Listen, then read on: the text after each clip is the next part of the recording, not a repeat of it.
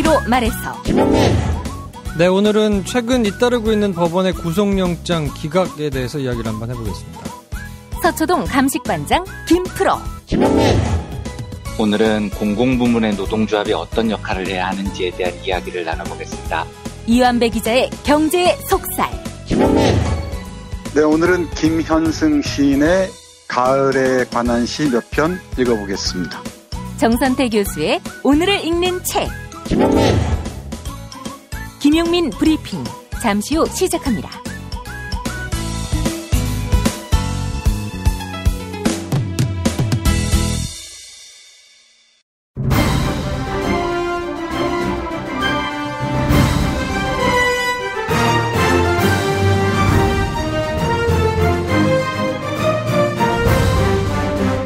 김용민 브리핑.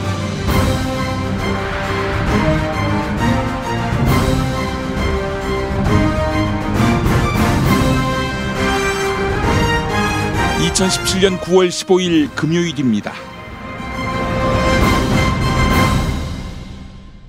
오늘 아침 한겨레 기사입니다. 일본군 위안부 피해자 지원단체인 한국정신대문제대책협의회 정대협의 릴레이 1인 시위를 시작했습니다. 그런데 정대협의하는 1인 시위는 일본군 위안부 피해자 문제가 아니라 베트남전 당시 한국 군인들의 전쟁 범죄에 대한 사과하는 취지의 1인 시위입니다. 일본군 위안부 피해자인 김복동 할머니와 길원옥 할머니는 한국 군인들에게 우리와 같은 피해를 당한 베트남 여성들에게 진심으로 사죄드립니다. 이렇게 밝혔습니다. 네, 불편하고도 불편한 진실이었죠. 베트남 여성에 대한 우리 군의 성범죄가 있었다는 점 말입니다.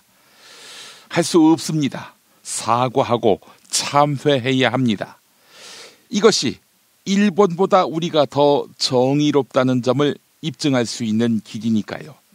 정대협과 피해자 할머니들께 머리 숙여 경의를 표합니다. 김보영 아나운서의 오늘의 헤드라인 만나보시죠.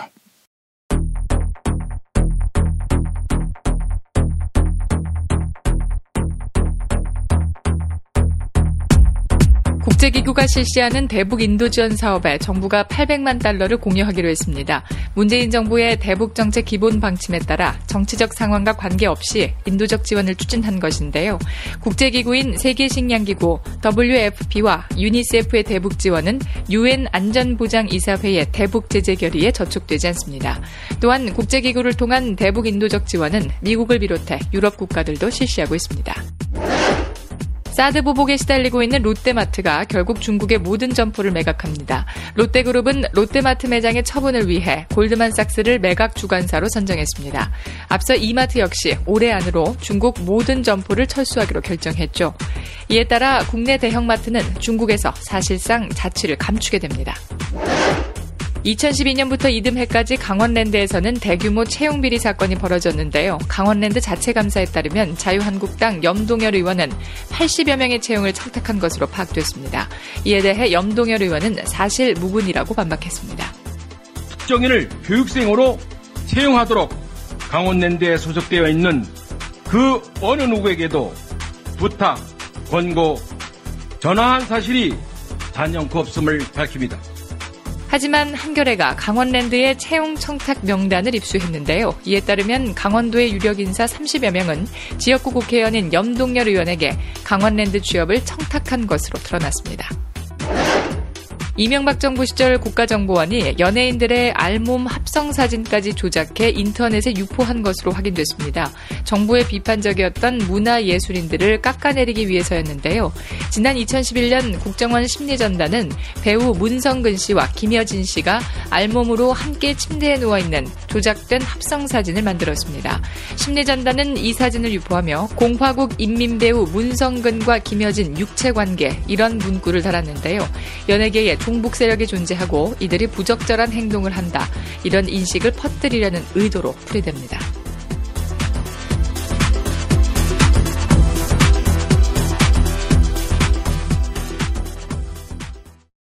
권력의 크기가 클수록 내부 고발자에게 행해지는 보복의 수위도 높습니다.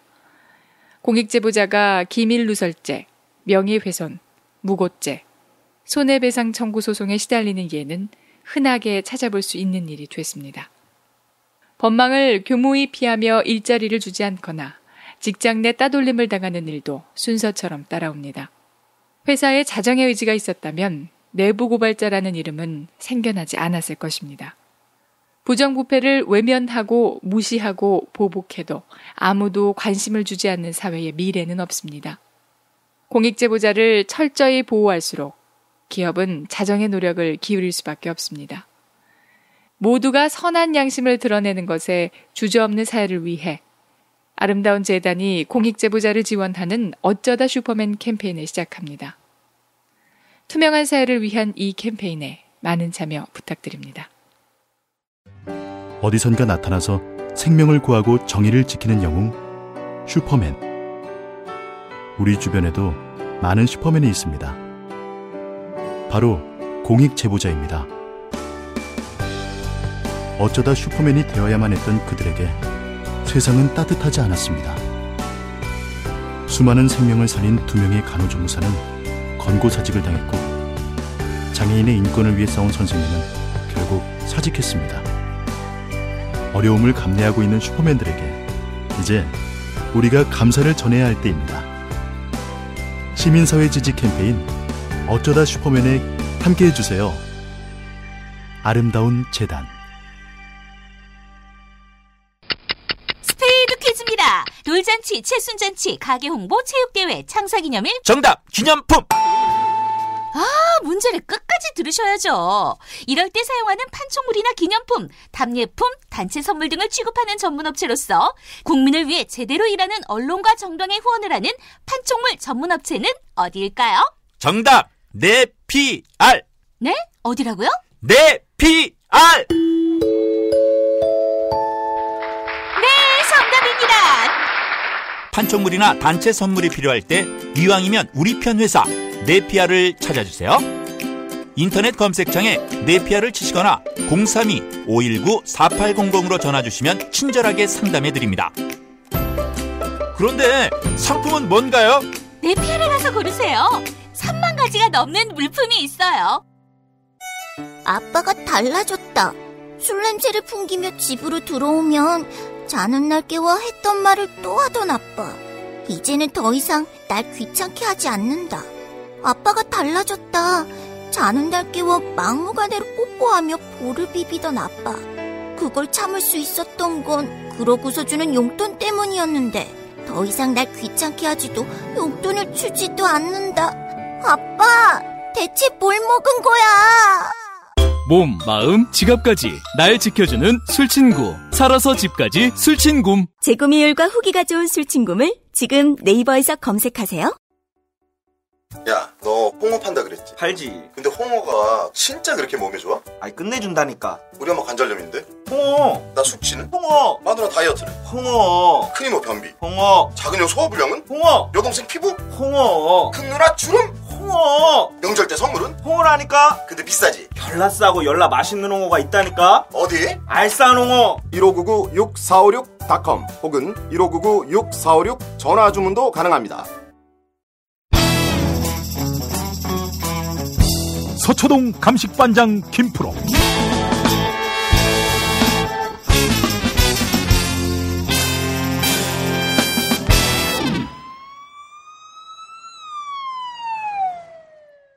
김프로 나와 계시죠? 네, 안녕하세요. 김프로입니다. 오늘 왜 이렇게 가깝게 느껴질까요? 당신의 살결이 보이는군요. 아, 그래요. 오늘은 저희가 스튜디오에서 직접 만나고 있습니다. 네. 우리 김 선생도 와 있어요. 어서 오세요. 안녕하세요. 예. 김 선생은 그냥 오늘 구경꾼으로 오시는 걸로. 예.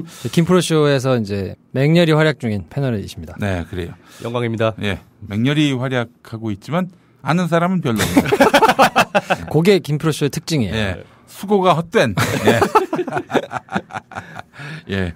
김프로쇼 많이 사랑해 주시고 또 새롭게 시스템을 구축하고 있고 또 활동 공간도 마련해 두었습니다.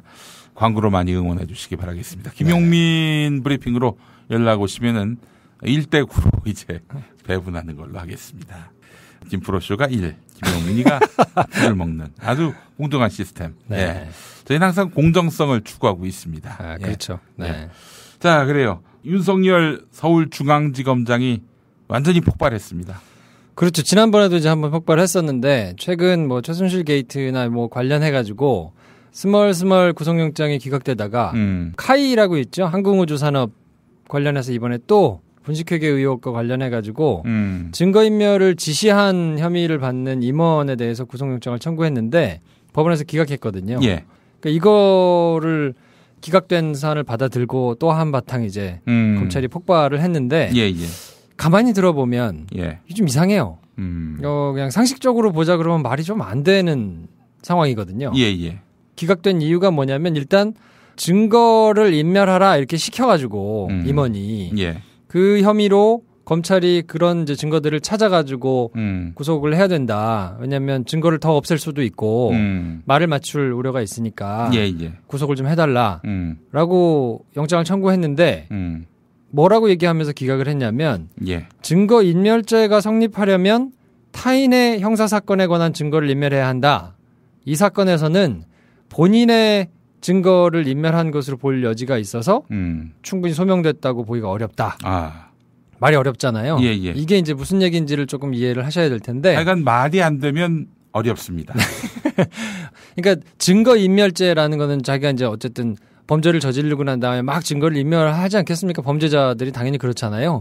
근데 형사소송법, 형법에서는 어떻게 규정을 하고 있냐면 본인이 저지른 범죄에 대해서 막 이렇게 뭐 부인을 하거나 뭐 증거를 숨기거나 이런 거는 지극히 그냥 본능으로 해석을 하는 거예요. 쉽게 얘기를 하면. 누구나 잘못을 한 사람이 자기 잘못을 덮고 싶은 거는 당연하니까 그거를 또 다른 죄목으로 처벌하는 것, 그러니까 증거를 인멸했다는 죄로 처벌을 하는 것은 하지 않도록 하고 있거든요.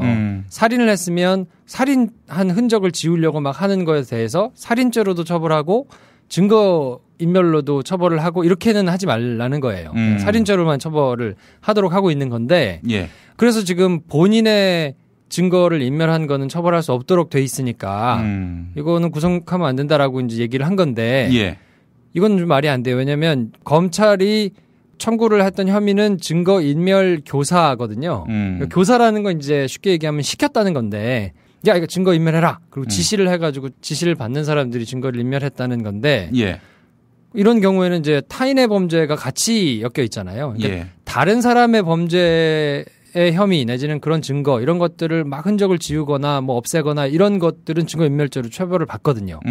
그래서 검찰이 아니 무슨 말이냐. 증거를 인멸하라고 이게 그냥 본인에게만 해당되는 범죄가 아니고 카이라는 큰 기업 그리고 이걸 분식회계를 이제 하는 과정에서 불리한 증거들을 야 이거 빨리 없애라 하고 지시를 한 거면 이거는 당연히 문제가 될 수 있는 거 아니냐라고 이제 상식선에서 검찰은 반발을 하고 있는 거거든요. 그러니까 이게 한국 항공우주산업이라는 커다란 돈을 만지는 국가의 공기업이 분식회계를 하고 잘못된 일을 하는 거에 대해서 증거를 막 인멸하라고 했던 거를 처벌하기 위해서 수사를 해서 증거를 찾아가지고 이 사람은 증거를 더 없앨 염려가 있으니까 구속해 주십시오 라고 청구한 거를 본인에게 불리한 증거를 없앤 측면이 있기 때문에 이거는 구속영장을 기각해야 된다. 이거 사실 좀 궤변에 가깝거든요. 상식적으로 보면 이해가 잘 안 돼요. 법이 최소한의 상식이라고 그러는데 이거는 상식적으로 봤을 때 납득이 잘 안 되잖아요. 그냥 보면. 그러니까 도대체 이런 게 그럼 왜 일어나는 거냐를 들여다봐야 될 텐데 사실 저는 이게 최근 계속 잇따르고 있는 검찰이 구속영장 기각에 대해서 공개적으로 문제를 한번 제기했고 법원에서 그걸 한번 공방이 있었잖아요.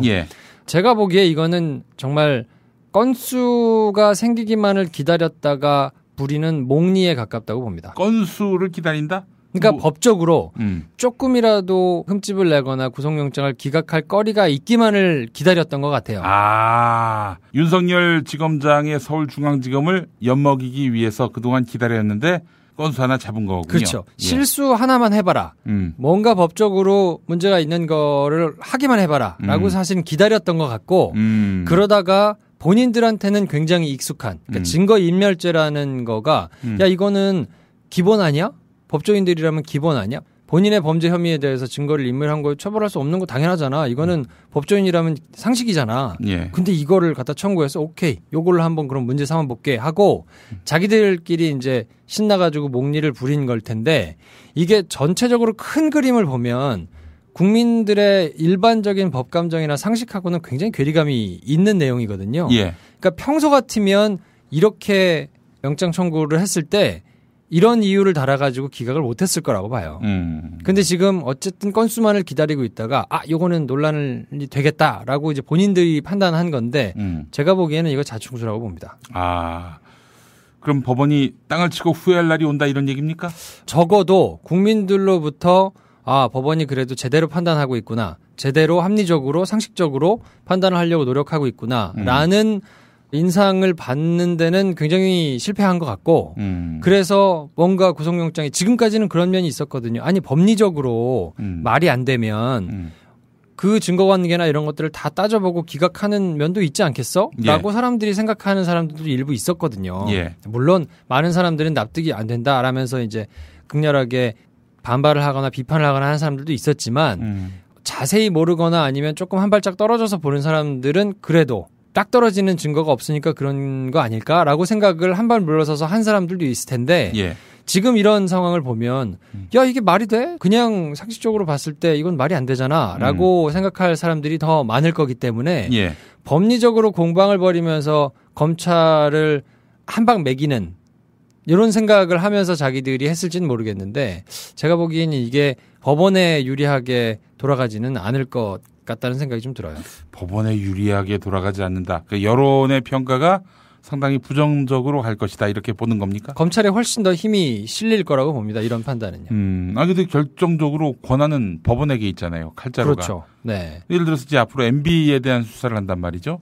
법원이 MB에게 유리한 결론, 판결을 포함해서 영장 집행 부분에 있어서 계속 검찰을 방해한다면은 어떻게 되는 겁니까? 그러면 사실 지금 상황에서는 방법이 없기도 해요. 그래서 그것도 눈을 부릅뜨고 쳐다봐야 되는데 법원 입장에서는 어쨌든 결정권을 자기들이 갖고 있기 때문에 자기들은 뭐 사법부의 독립을 얘기하면서 독립된 판사가 증거관계에 따라서 법과 원칙에 따라서 판단을 하는 것이다라고 얘기는 하지만 법원에서 굉장히 정무적인 판단, 특히 자기 조직에 대한 안위 내지는 자기 조직의 권위와 관련된 판단에 있어서는 굉장히 보수적이고 생각을 많이 해가지고 하거든요. 그렇죠. 근데 지금 이 카이 영장이 기각된 사안은 본인들의 권위에 도전했던 검찰에 대한 응징이라고 해석할 수밖에 없거든요. 그게 훨씬 더 많이 감정이 담긴 판단이라고 보고 그렇기 때문에 이 이후에도 MB와 관련됐거나 뭐 다른 이런 수사들에서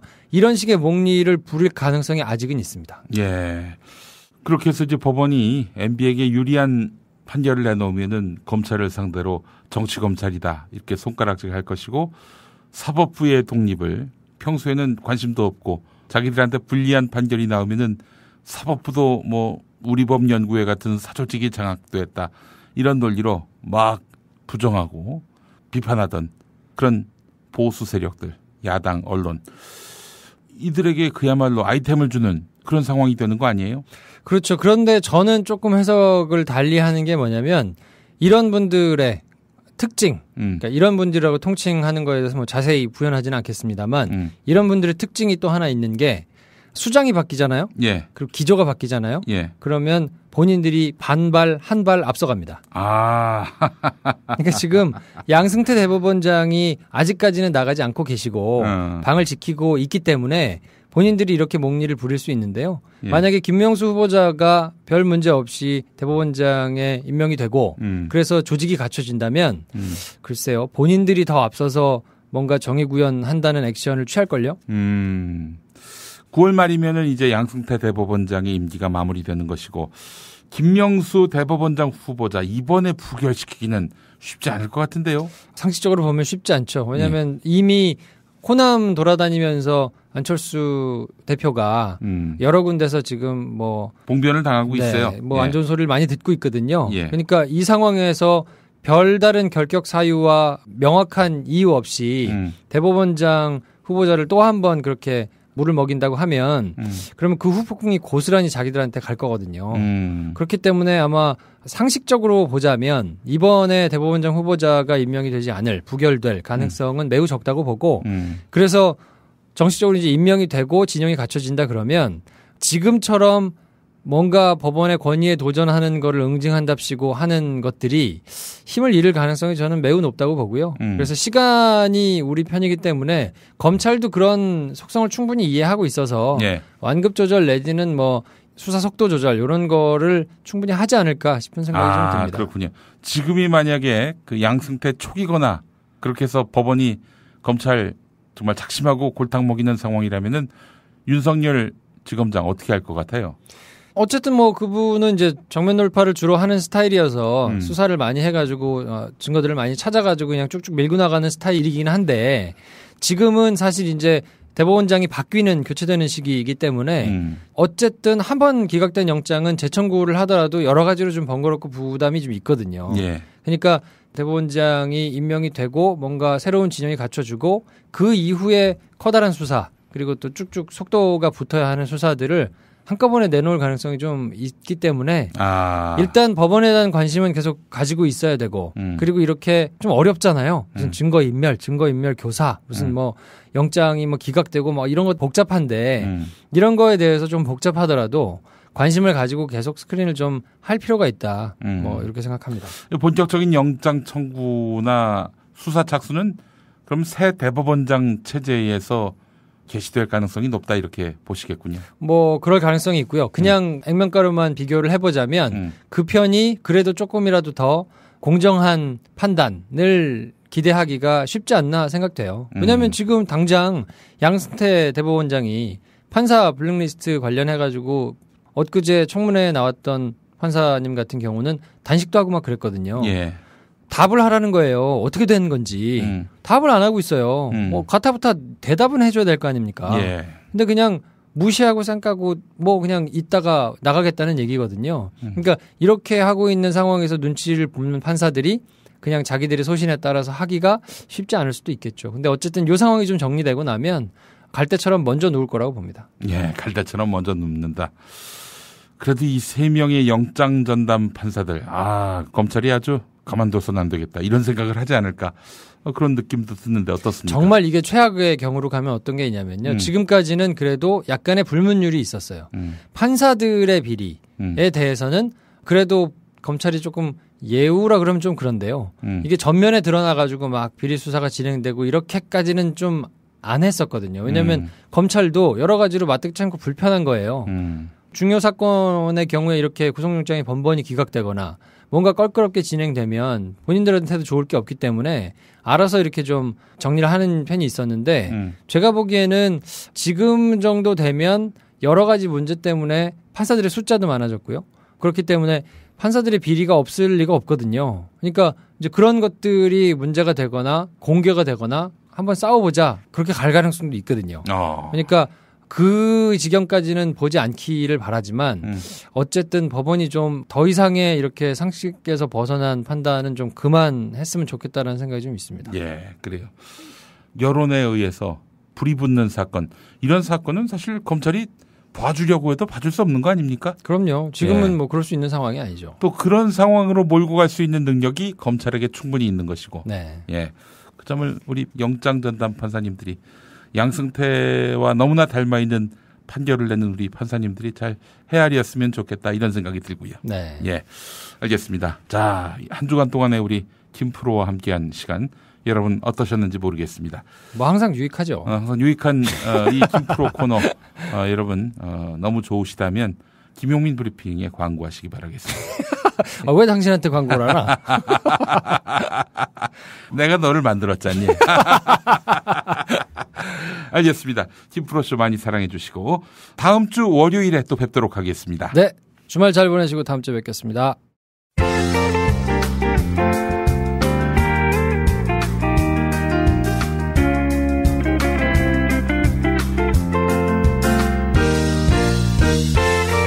여러분 안녕하십니까?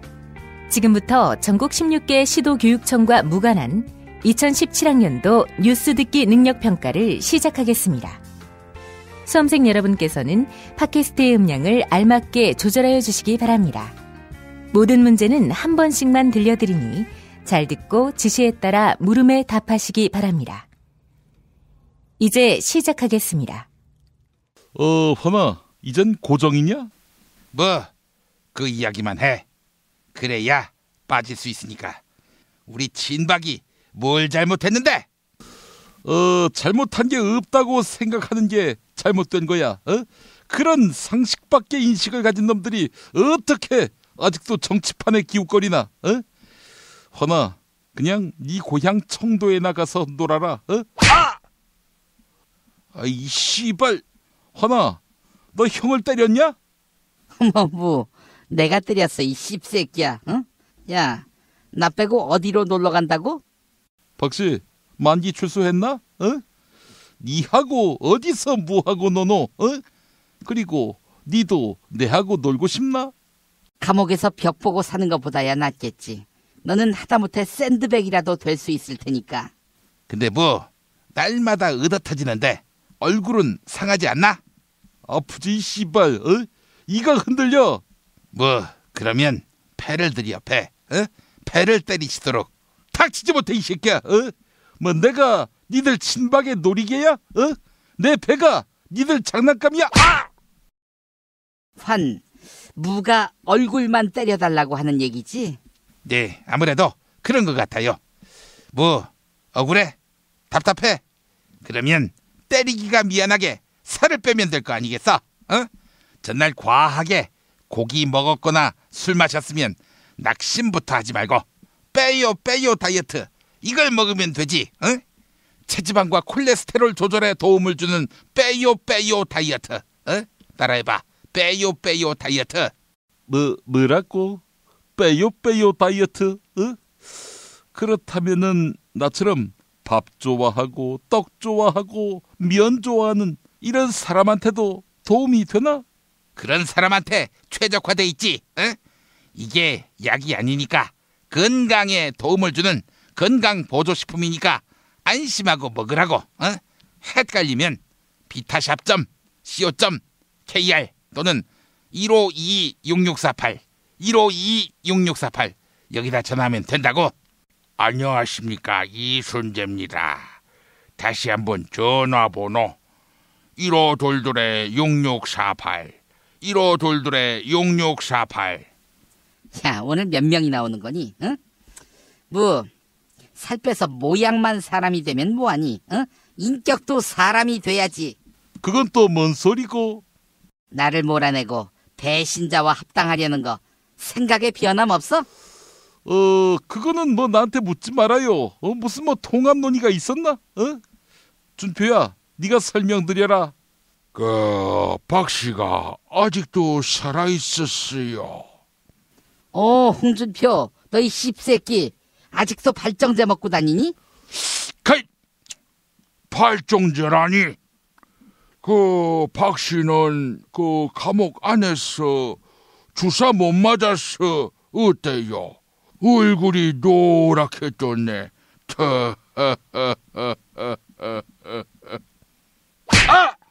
아니 뭐야? 왜 날 또 때려? 어머머, 또 너를 때렸니? 출연자가 너무 많아서 내가 헷갈렸나 보네. 어이 준표, 친박이 준표 얻어서 당대표 되고 나자마자 이렇게 하는 거 이거 정치적 패륜 아닌가? 네, 국민에 대한 배신이 더 문제지. 박근혜가 뭐의 대수라고. 이 씨발, 왜 또 때려 날? 어머머, 미안해 무. 내가 촌년이라서 잠시 헷갈렸어. 빨리 끝내고 싶으면 문제나 내던가. 문제 드리겠습니다. 이명박 정부 당시 국가정보원이 배우 문성근과 김여진을 좌파 연예인으로 분류하고 두 사람의 합성 사진을 온라인 커뮤니티에 유포했다. 이 소식이 전해지면서 사람들의 공분을 사고 있어요. 자, 배우 김여진 씨가 나온 작품 아는가? 알지. 뒷조사 대상인데. 그렇다면은 김여진이가 안 나온 영화 찾아봐요. 1번 백화사탕. 2번 처녀들의 저녁 식사. 3번 이산. 4번 내 사랑 내 곁에. 5번 닫지마와 리.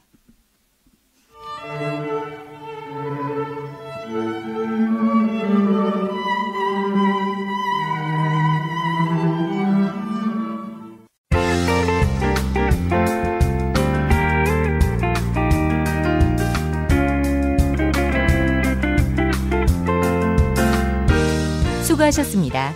이상으로 전국 16개 시도교육청과 무관한 2017학년도 뉴스 듣기 능력평가를 모두 마치겠습니다. 수험생 여러분은 이메일 주소와 정답, 사연을 적어 팟빵 게시판에 올려주시기 바랍니다. 당첨자는 2부 마지막 순서에서 발표하겠습니다. 뉴스 듣기 능력평가를 마칩니다. 김용민 브리핑 뉴스 듣기 능력평가 정답 맞히신 분들 소개합니다. 어제 문제는 북한의 10.10절이 어떤 날을 기념하는 행사인지 맞히는 거였죠. 정답은 노동당 창건일입니다. 당첨자 두 분에게는 도서출판 책이 있는 마을에서 협찬하는 하나님은 당신에게 실망하셨다를 보내드립니다. 다른 당첨자에게는 술친굼 한 박스를 선물해드립니다. 금요일 정답자 가운데 한 분에게는 골반 보정 속옷 바디로직 리포머 팬츠를 보내드립니다. 포털 사이트에서 술친굼 또 바디로직 검색해 주시면 되겠습니다. 금요일 정답자 가운데 다른 한 분에게는 머문빌리지 이용권 격주로 보내드립니다. 카페와 바베큐장은 물론 대형 수영장과 글램핑장까지 갖추고 있는 총 3,000평의 대지와 건물 2동을 오직 한 팀에게만 서비스합니다. 포털 사이트에서 머문빌리지 검색해 주세요. 정답자 불운73님, 김용민 I love you, 당망쥐한님, 국민의당이 점차 새누리스러워지고 있습니다. 총선이 빨리 오면 좋겠습니다. 문통방통 끝말잇기 당첨자께는 별을 따다 구운 과자 롤 카스테라 드리고 있죠. 주문전화 033-646-2668, 인터넷 주문 bakingfarmer.co.kr입니다.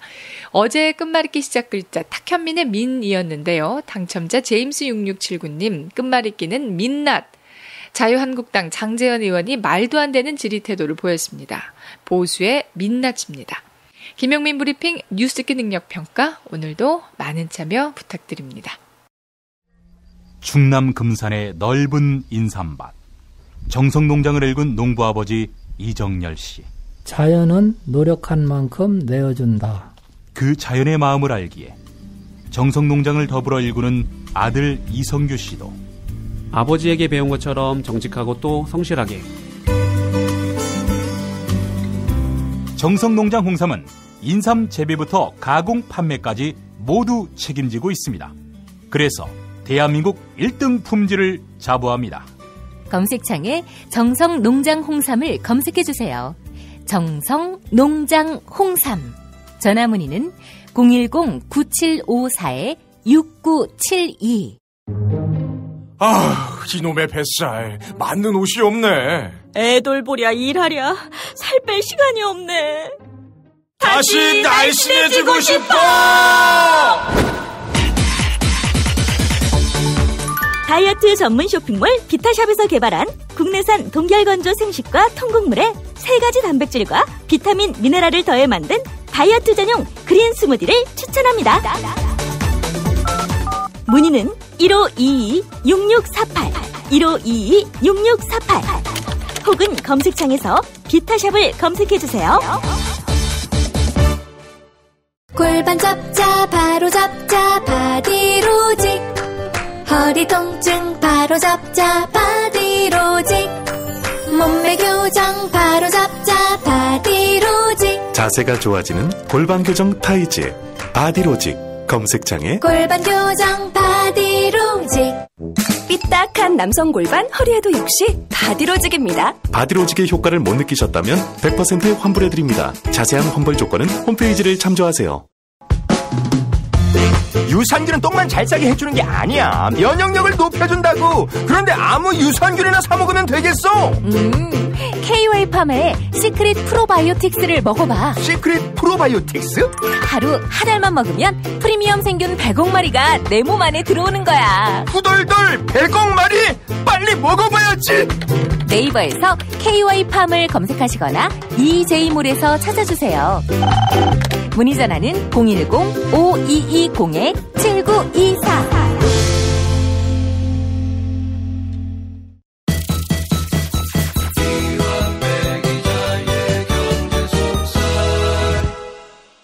민중의 소리 이완배 기자 만나겠습니다. 이완배 기자님.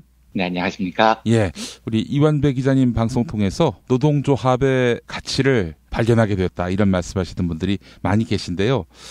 이완배 기자님한테 동아일보 노동조합은 어땠습니까? 동아일보 노동조합은 언론사 노동조합에서 선구자적인 역할을 했었던 조직이었는데 그렇죠. 예. 언젠가부터 굉장히 침체됐었습니다. 그래서 동아일보 노동조합이라는 스스로에 대한 자긍심을 가져보자는 노력들이 한동안 있었었어요. 윤영찬부터 이완배까지 이른바 잘 못 나가는 사람들. 그렇죠. 안 되는 사람들끼리 모여가지고 노력을 했었는데 굉장히 힘들었었던 건 편집국 기자들과 비편집국 구성원들 사이에 갈등 동합이 잘 안 됐어요. 노노 갈등이 굉장히 심했었던 거죠. 예. 그리고 둘째로 편집국 내부에서는 노동자라는 의식이 굉장히 약했습니다. 그러다 보니 노조운동이 잘 되질 못했죠. 지금은 어떨지 모르겠습니다만 동아일보 노조가 거의 유명무실화 돼 있지 않나 하는 걱정이 좀 들고요. 심지어 노조위원장을 하면 굉장히 승진에 도움을 받는 경우도 많이 있어요. 그래서 동아일보 노조는 글쎄요. 저희들 잘못이었겠죠. 노동운동의 한 축을 맡지 못했던 낮은 수준의 안 좋은 방향으로 결론이 나지 않았나 이런 생각이 듭니다. 그렇군요. 그러면은 사실 노동조합에 대해서 회의감이 깊어야 할 텐데 그런데도 희망을 느끼시는 이유는 뭡니까? 이 사회가 노동과 자본의 대립이 가장 중심이기 때문입니다. 그래서 제가 늘 강조드리지만 저는 굉장히 낙관주의자인데 여러 번 깨져도 계속 싸워야 됩니다. 깨진다고 회의를 느끼면 그건 영원히 자본의 음모에 휘말려서 벗어나지 못하죠. 동아일보에서 했던 실패는 뭐랄까요? 거기 구성원들의 실패일 수도 있고 그걸 주도했었던 사람들의 무능력의 실패일 수도 있지만 그게 노동자의 실패를 뜻하는 건 아니거든요. 예. 언론 노동자의 실패를 뜻하는 것도 아닙니다. 그래서 지금 언론 노동자들, 공영방송에서 벌이고 있는 노동자들의 투쟁이 굉장히 중요한 이유가 그런 겁니다. 그 노동자들의 투쟁을 보고 또 언론 노동자들의 투쟁, 언론 노조의 운동의 길을 찾는 거죠. 그래서 오늘도 이제 이 이야기를 좀 드리려고 하는데요. 오늘은 조금 지루하게 들리실 수도 있을 것 같습니다. 예. 공기업, 공무원, 공공부문 노동조합이 어떤 역할을 해야 하는지 이런 이야기를 나눠보려고 하거든요. 예. 좀 뜻밖의 질문을 하나 던지고 시작을 해보려고 합니다.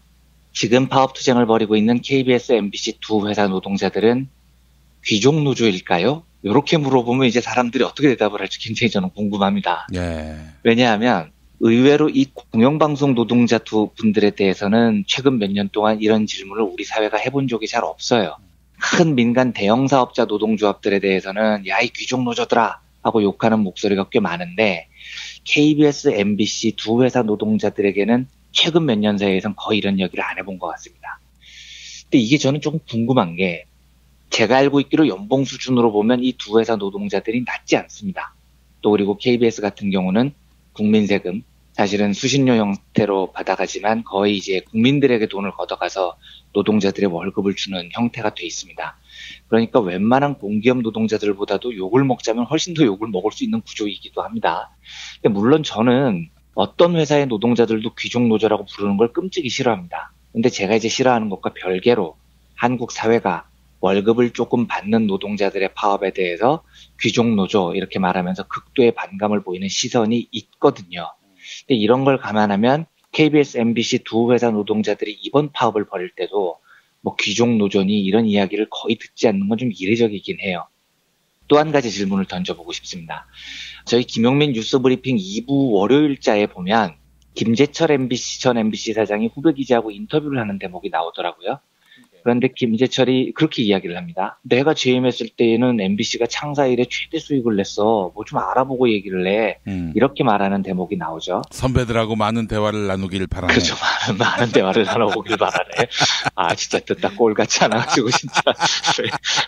그런데 그 대목만 제가 지금 떼서 이야기를 한 요 대목만 저희 청취자분들께서는 어떻게 생각하시는지 조금 궁금합니다.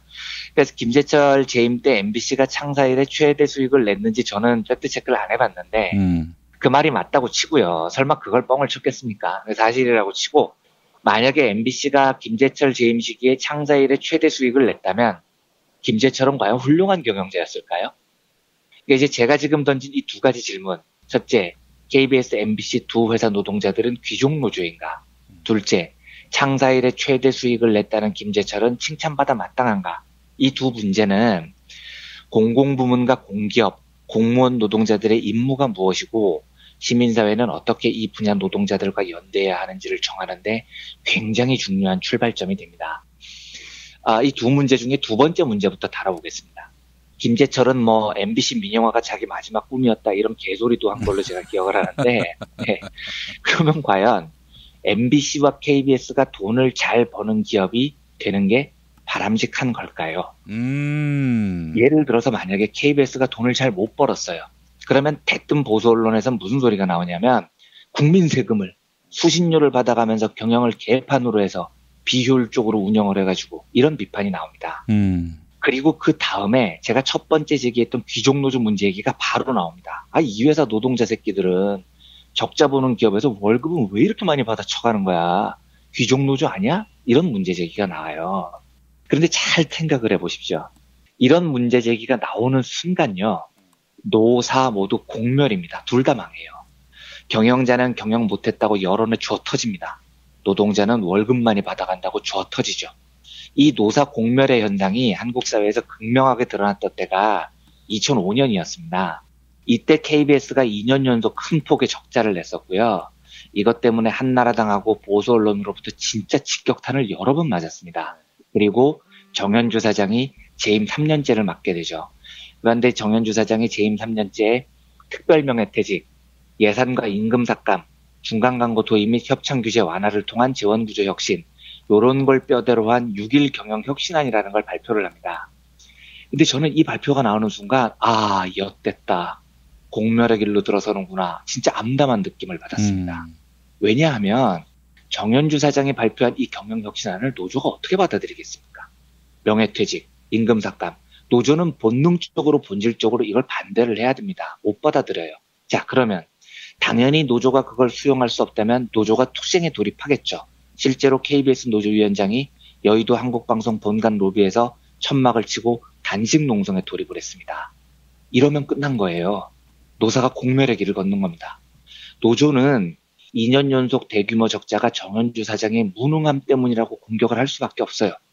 정현주 사장은 적자를 엎을 수밖에 없는 업황의 사정이 있었고 그걸 극복하기 위해서 뼈를 깎는 경영 개선을 해야 한다고 주장을 할 수밖에 없습니다. 이렇게 붙잖아요. 이러면 누가 승자가 되느냐? 한나라당과 보수 일간지가 승자가 됩니다. 그렇죠. 노조에서는 정현주 경영 책임론을 제기합니다. 보수 언론이 신이 나죠. 야, KBS 노조도 정현주를 물러나라고 한다. 정현주는 물러나라. 난리가 나는 겁니다. 그러면 경영진의 경영 무능론을 주장한 노조는 여론전에서 승리할 수 있을까요? 천만에요. 국민들은 야, 정현주도 경영을 더럽게 못했으니까 나쁜 놈이지만 KBS 노동자들 니들도 월급을 더럽게 많이 쳐받아가니까 니들도 귀족노조 개새끼들이야 라고 비난을 해요. 그래서 당시 제 기억에 KBS 노동조합이 굉장히 열심히 해명을 했습니다. 우리 월급이 MBC나 SBS에 비해서 70% 수준밖에 안 된다. 오해가 많다. 이런 해명을 해요. 그런데 이 해명도 지옥문을 여는 겁니다. 왜냐하면 이 해명이 씨알이 먹히지 않을 뿐만 아니라요. 한번 귀족노조 프레임에 걸리면 KBS 노동자 월급이 MBC, SBS에 비해서 70%라고 해명을 한들 시민들은 그걸 작은 돈이라고 생각을 첫째 안 하고요. 둘째로 이 주장이 얼마나 위험한 주장이냐면 그러면 MBC, SBS 노동자들은 귀족이라는 이야기잖아요. KBS 노동자들이 자기 입으로 지금 MBC, SBS 노동자들은 월급을 많이 받으니까 귀족노조라고 비판을 하는 꼴이 됩니다. 이러면 노동자들끼리 연대가 불가능해져요. 이 분열의 아젠다를 KBS 노조가 스스로 던져버리게 됩니다.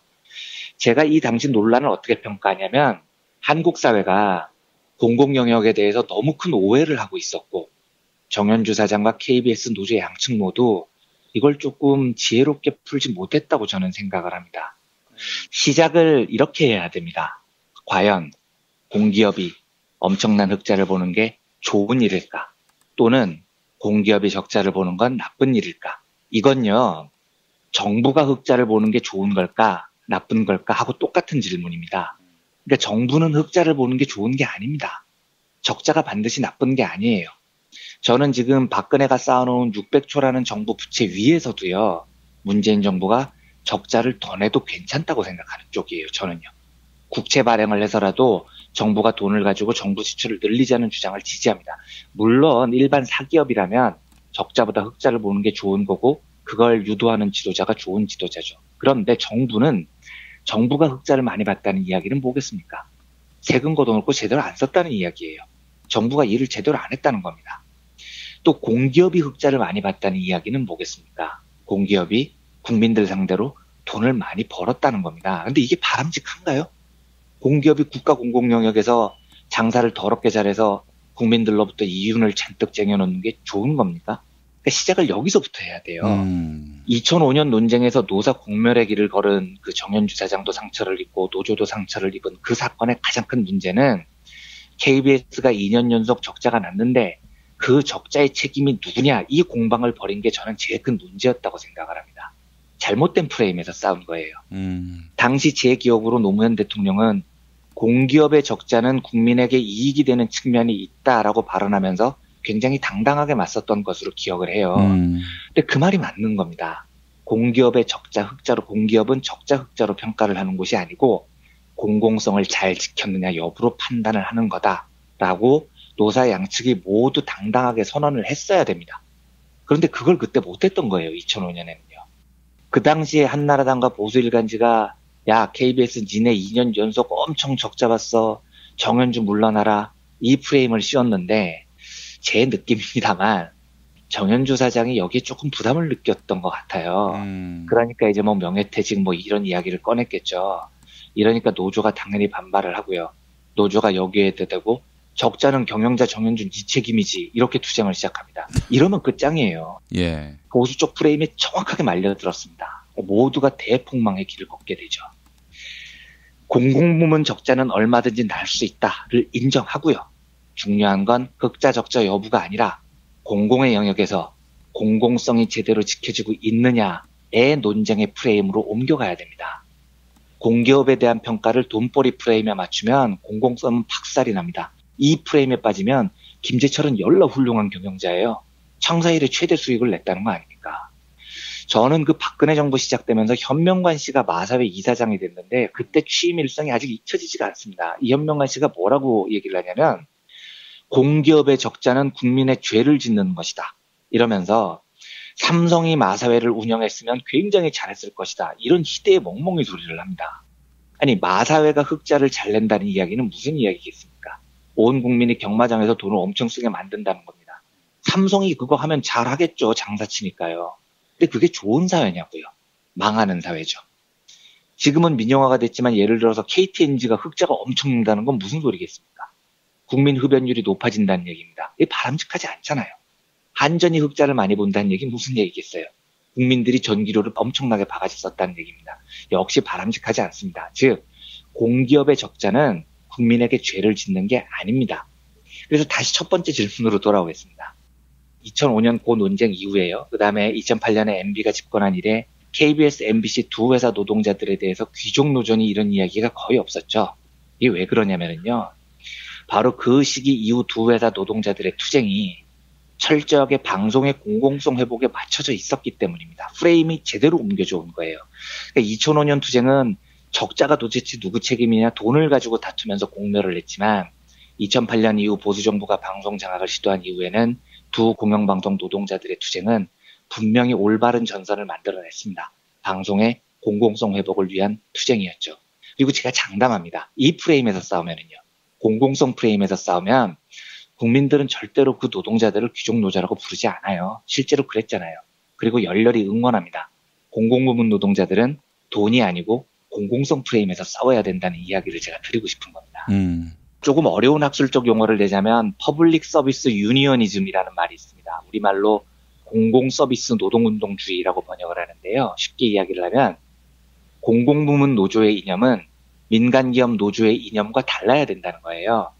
물론 노조는 당연히 노동자들의 기본권 보장을 중심으로 싸워야 하지만 공공부문 노조는 그것만 위해서는 안 됩니다. 공공부문의 핵심 과제는 그 사회에 공공성을 지키는 임무가 있다. 이게 바로 퍼블릭 서비스 유니어니즘이라는 말입니다. 그래서 공공부문 노조는 임금투쟁 이런 게 중요하지만 그거보다 더 중요한 건 시민사회의 이익을 위해서 투쟁을 해야 될 임무가 있습니다.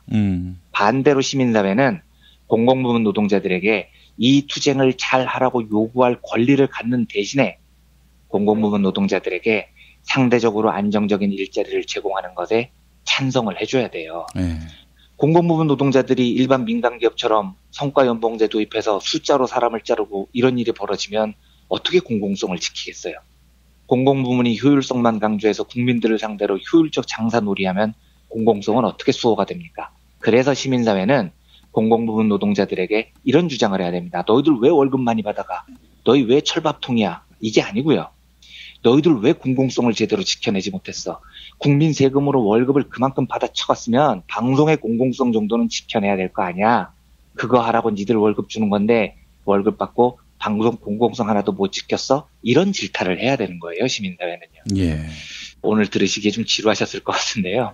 내일 또다시 7시에 돌마고 돌아와라 마봉춘코봉순 집회가 광화문 파이낸스 센터 앞에서 열립니다. KBS, MBC 노동자들의 이번 투쟁은 정말 중요합니다. 왜냐하면 돈에 관한 투쟁이 아니에요. 그 회사 노동자들이 방송의 공공성 회복을 위해서 투쟁을 벌이고 파업을 지금 벌이고 있는 겁니다. 공공성 회복을 위해서 노동자들이 기꺼이 고난의 길을 걷겠다고 합니다. 저는 이게 바로 공공부문 노동자들이, 노동조합이 해야 될 본령의 일이라고 믿는 사람입니다. 그래서 저는 이게 굉장히 자랑스럽고 고맙습니다. 공중파를 사용하는 공공분야 노동자들 투쟁의 정수를 지금 보여주고 있는 겁니다. 그렇다면 시민들은 이 투쟁을 지지하는 것으로 화답을 해줬으면 좋겠습니다.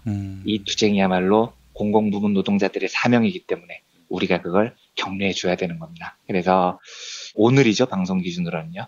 많은 분들이 파이낸스 센터 돌마고 집회에 나와주셨으면 좋겠습니다. 그리고 뜨겁게 투쟁하는 두 회사 노동자들에게 따뜻한 힘이 되어주셨으면 좋겠다는 부탁을 정치자분들께 간곡하게 드립니다. 예, 건강보험 보장 비율을 확대하자. 그럼 재원 어디서 마련할 거냐? 지금 어마어마한 수익 쌓아놓은 이윤이 있기 때문에 이걸 활용하면 된다 하면, 아니 그게 고갈되면 어떡하라고 이지랄 떠는 인간들 많이 봤죠. 그러니까요. 공공성을 돈으로만 생각을 하면 그런 발상이 나오는 겁니다. 아니 이윤을 왜 만들어요? 그 공공기관이. 그러니까요. 쓰라고. 네. 잘 쓰라고 만드는 겁니다. 그 예. 공공부문의 이유는요. 국민들 부담을 줄이고 또 혜택을 확대하자는 차원에서 수익을 쌓아놓는 거지, 이게 무슨 뭐 공단 리스크 관리하라고 그렇게 하는 건 아니잖아요. 그렇습니다. 예. 네. 국민의 건강이 잘 보장되지 않는 거야말로 건강보험공단의 리스크인데. 직무유기죠, 그거야말로요. 네. 자기들이 경영 엉망으로 한 것에 대해서는 또 입을 싹 닫아버리고. 네, 그렇습니다. 반성도 안 하는 네. 이런 자들인데 말이죠. 예, 공영방송 바로 서고 공정하게 메시지가 국민들에게 전파되는 것, 여기에 투자되는 것을 아까워하지 않는 그런 나라, 품격의 또 방송 언론 민주화가 완성되는 나라 아니겠습니까? 그렇습니다. 네. 그런 나라를 우리가 함께 지향했으면 좋겠습니다. 자, 이완배 기자님 일주일 동안 고생 많으셨습니다. 네, 감사합니다.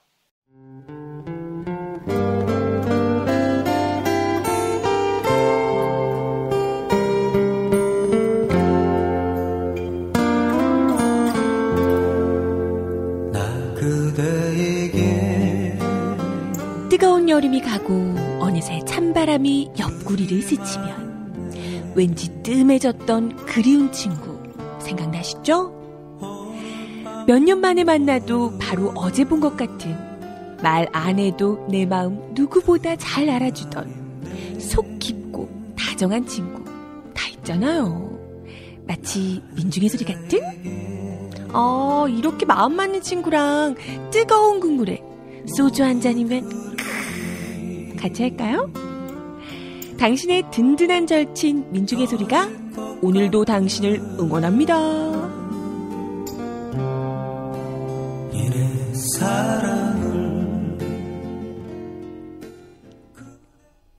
민중의 소리 후원 전화 1661-0451 1661-0451 민중의 소리. 진실은 반드시 밝혀진다고. 무엇이 진실입니까? 대통령이라고 하는 지위를 진실을 밝히지 않는 데에 역이용해서. 김보영 아나운서가 함께합니다. 아프니까 팩트다.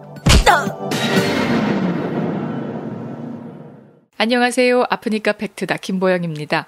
김명수 대법원장 후보자에 대한 인사청문회가 마무리됐습니다. 그런데 김명수 춘천지방법원장이 대법원장 후보로 지명된 것에 대해 쿠데타 이후에나 있는 일이다. 이런 주장이 제기됐습니다. 바로 자유한국당 장제원 의원 발언이었는데요. 인사청문회에서 있었던 발언의 일부 들어보시죠. 대법원장으로서 자격이 있는가?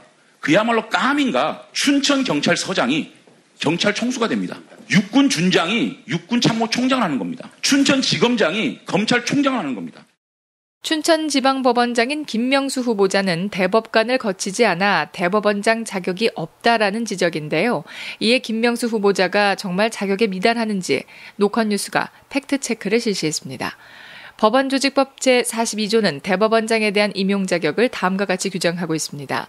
판사나 검사 또는 변호사로 20년 이상 직에 있었던 사람 가운데 대법원장을 임용한다. 김명수 후보자는 법관으로 31년을 재직했습니다.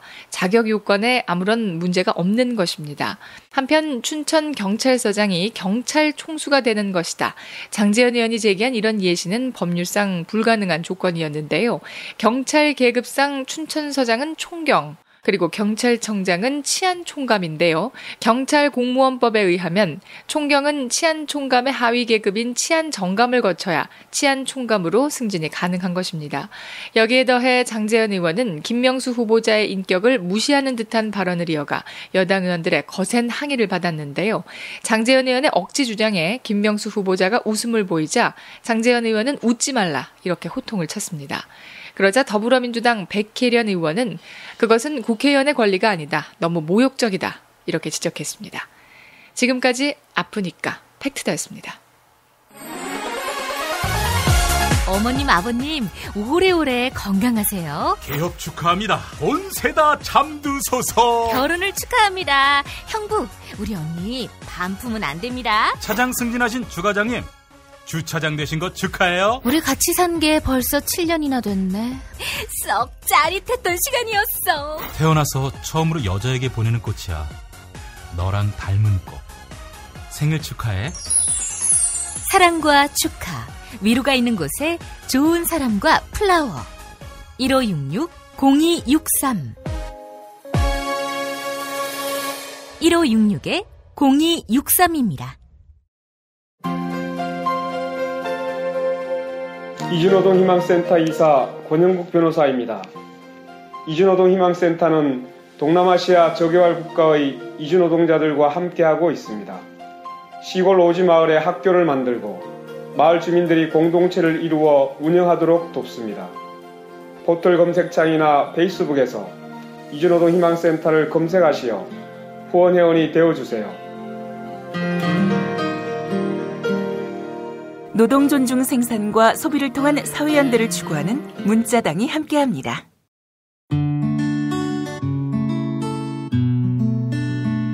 당신과 내가 좋은 나라에서 그 정의로운 나라 그곳에 산다면 난 그냥 좋아서 웃기만 할 거예요. 당신의 뉴스 보좌관 김용민 브리핑.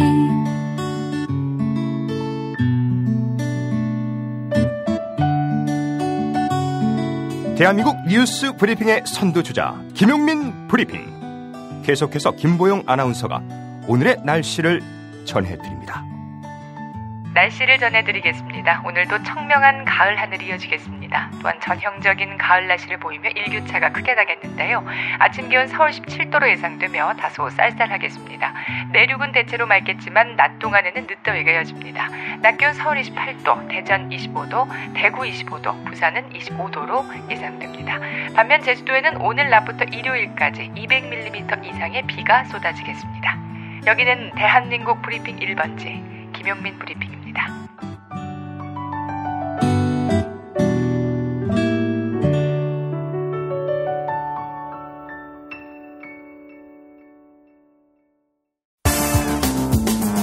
오늘을 읽는 책, 문학평론가인 국민대학교 국문학과 정선태 교수와 함께합니다.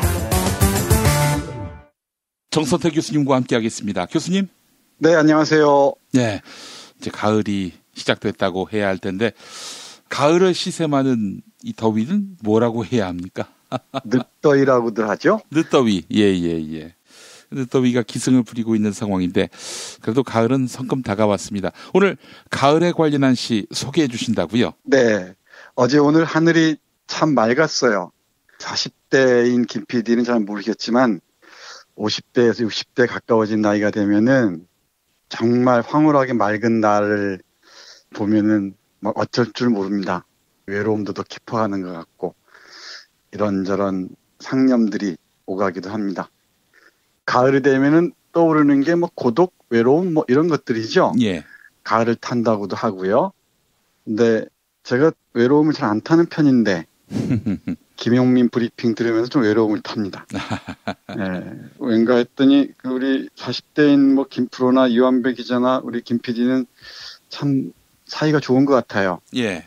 근데 저는 멀리 있는 것 같아서 아이고 세상에 많이 쓸쓸하고 외롭고 그렇습니다. 아니 그렇다고 교수님께 제가 밟아드리겠다 뭐 이런 얘기 못하지 않습니까 제가? 글쎄 뭐 아무튼 쓸쓸해요. 죄송합니다. 교수님도 밟아드리겠네요 그러면. 그래서 어제 오늘 맑은 하늘을 보면서 또 이번 주에는 조금 아픈 얘기들을 많이 했죠. 예. 그래서 오늘은 가을의 시 몇 편 읽어드리겠습니다. 좋은 가을을 배경으로 한 좋은 시들이 참 많은데요. 그 중에서도 대표적인 시인이 김현승입니다. 예. 기독교 시인으로 잘 알려져 있고요. 아마 가을의 기도라는 시편은 많이 알고 계실 겁니다. 그렇습니다. 예. 네, 가을에는 기도하게 하소서 하는 시 있죠. 그 예전에 제가 다니던 방송사에서 어떤 분이 이제 사회를 보는데 사연을 기다린다 했는데 누군가가 이제 김현승 시인의 가을의 기도를 보내왔어요. 근데 진행하시던 분이 그때 뭐라고 했냐면은 지금 청취자 김현승 씨가 가을의 기도라는 제목의 시를 보내오셨다고. 그런 기억이 생각이 납니다. 이 돌아가신 분이 다시 부활하신 모양이죠. 예. 김현승 선생은 75년에 돌아가셨는데 가을의 시인이기도 하고 고독의 시인이기도 하고 또 여러 시편들에 등장하는 갈가마기나 까마귀를 빌어서 깊은 외로움을 표현하기도 하죠. 그러면 몇 편 읽어보겠습니다. 가을이면은 수확의 계절이기도 하지만 더욱더 깊어지는 계절이기도 한 것 같아요. 그렇습니다. 먼저 가을의 시 읽어보겠습니다. 사이 좋으신 분 중에 한 분에게 전하는 시입니다. 가을의 시. 넓이와 높이보다 내게 깊이를 주소서. 나의 눈물에 해당하는 산비탈과 먼 집들의 불을 피우시고 가까운 곳에서 나를 배회하게 하소서. 나의 공허를 위하여 오늘은 저 황금빛 열매를 마저 그 자리를 떠나게 하소서. 당신께서 내게 약속하신 시간이 이르렀습니다. 지금은 기적들을 해가 지는 먼 곳으로 따라 보내소서. 지금은 비둘기 대신 저 공중으로 산 까마귀들을 바람에 날리소서. 많은 진리들 가운데 위대한 공허를 선택하여 나로 하여금 그 뜻을 알게 하소서. 이제 많은 사람들이 새 술을 빚어 깊은 지하실에 묻을 시간이 오면 나는 저녁 종소리와 같이 홀로 물러가 나는 내가 사랑하는 마른 풀의 향기를 마실 것입니다. 네, 이렇게 끝나는 시입니다. 예. 네, 쓸쓸하죠? 네. 저의 그 공허를 잘 반영하는 그런 시인 것 같습니다. 여기 첫 행이 대단히 깊게 와닿습니다. 넓이와 높이보다 깊이를 주소서 하는 구절입니다. 넓게 알고 높이 보고 하는 사람들도 있지만 더욱 든든한 사람들은 깊이를 아는 사람이라고 생각을 해요. 예. 하면서 공허라는 것도 또 고독이라는 것도 우리의 내실을 튼실하게 하는데 많은 기여를 하는 계절이 가을이라고 생각한 것 같습니다. 예. 봄부터 여름을 지나서 가을에 결실을 맺는 식물들처럼 그리고 우리 인간들도 가을에는 좀 더 숙성하고 깊어지는 그런 바람을 담은 시 같습니다. 아니 근데 교수님, 김현승의 가을의 기도 굉장히 종교적 색채가 역력한 이 작품을 소개해 주시는 이유가 뭡니까? 기독교 시인이라고 얘기하듯이 김현승 시인의 시들은 종교 색채가 강한데요. 구원의 주체로서 신을 갈망하는 것보다는 우리 내면에 깊이 깃들여 있는 그 신성들을 발견하고자 하는 바람이 더 큰 것 같습니다. 예. 그런 점에서 우리가 저 높은 곳에 계신 신을 바라는 게 아니라 주위에 있는, 그리고 이 주위에서 함께하는 나의 깊이를 헤아리는데 그 지점에서 신성을 발견하는 것 같습니다. 예. 별 재미없는 얘기인데도 이렇게 진지하게 들어주셔서 고맙습니다. 엉뚱한 소리인데 유한배 기자 오늘 방송하시는 거 보니까 세 분 사이가 아주 각별한 것 같아서 하늘은 아주 맑죠. 마음은 자꾸 점점 더 쓸쓸해지고 해서 나라도 내 안에서 깊이를 찾아야지. 깊은 공허를 나 혼자라도 헤아려야지. 그런 생각을 했습니다. 네, 한 편 더 읽어드리겠습니다. 예. 지금이 마침 가을이 오는 시간이잖아요. 예. 가을이 오는 시간이라는 시 읽어드리겠습니다. 예. 편안하게 들어주시기 바랍니다. 우리들의 마음들은 벌써 황마차가 되어버린다. 우리들의 마음들은 벌써 구름처럼 지평선 가에 몰려선다.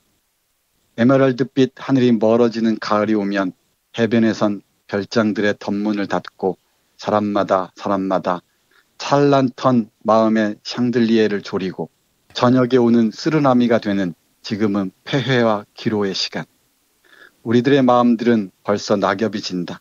우리들의 마음들은 남긴 것 없음을 이제는 서러워한다. 지금은 먼 길을 예비할 때 집 없는 사람들 돌아와 집을 세우는 지금은 릴케이 씨와 자신의 입 맞추는 시간. 네, 이렇습니다. 나의 밖에서 벌어지는 여러 가지 소란스러움에도 관심을 기울이고 함께 싸우고 그럴 때도 있어야겠지만 가끔씩은 자신의 시간과 입 맞추는 순간도 있어야 되지 않을까 이런 생각을 합니다. 예.